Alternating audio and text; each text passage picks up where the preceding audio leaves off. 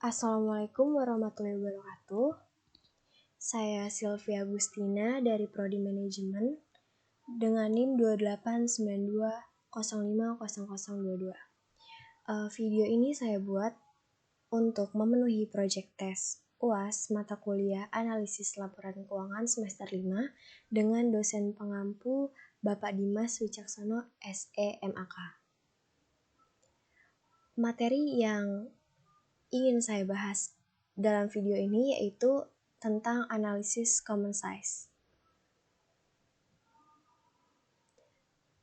Analisis common size adalah analisis yang disusun dengan menghitung tiap-tiap rekening dalam laporan laba rugi dan neraca menjadi proporsi dari total penjualan untuk laporan laba rugi atau dari total aktiva untuk neraca. Laporan keuangan dalam persentase per komponen atau common size statement menyatakan masing-masing posnya dalam satuan persen atas dasar total kelompoknya. Cara penyusunan laporan keuangan ini disebut teknik analisis common size dan termasuk metode analisis vertikal. Suatu neraca yang disusun dalam persentase per komponen atau common size statement dapat memberikan informasi sebagai berikut.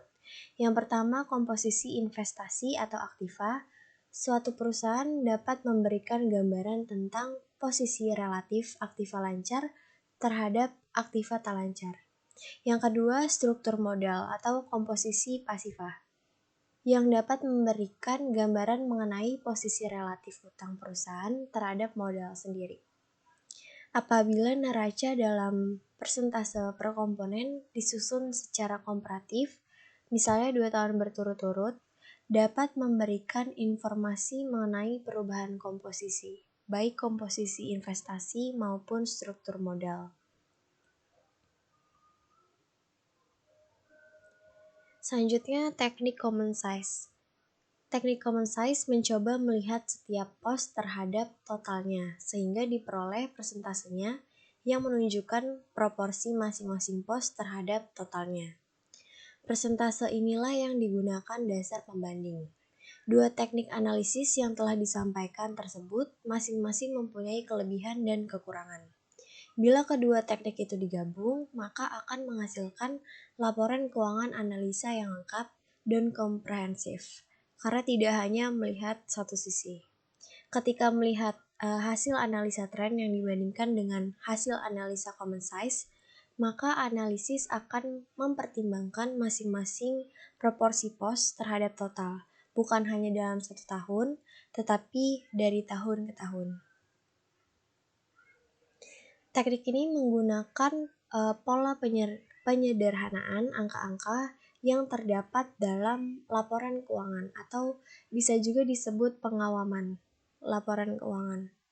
Proses ini juga memerlukan angka dasar yang ditetapkan sebagai dasar perhitungan angka konversi. Untuk neraca dipakai total aset atau total utang dan modal sebagai dasar dengan angka 100%. Berarti pos-pos aset akan dipresentasikan ke total aset tadi dan pos-pos utang dan modal akan dipresentasikan ke total utang dan modal itu. Laporan laba rugi yang disusun dalam persentase per komponen atau common size percentage dapat menggambarkan distribusi atau alokasi setiap penjualan kepada masing-masing elemen biaya dan laba.